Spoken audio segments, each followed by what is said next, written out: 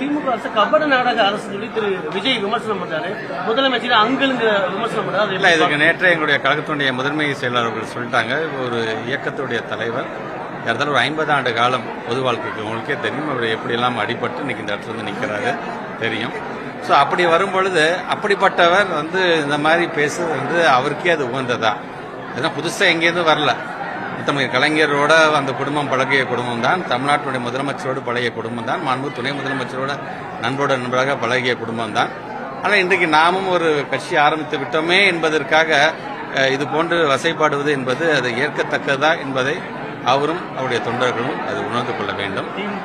மாநாட்டில் அவர் பேசும்போது சொன்னாரு, நம்மை பார்த்து எல்லாரும் விசிலடிச்சாங்க குஞ்சுகள் என்று சொல்லிவிடக்கூடாது, நாம் ஒரு மாற்றத்தை ஏற்படுத்தக்கூடிய அளவுக்கு நாம் ஒன்றுபட வேண்டும் என்று சொன்னார்கள்.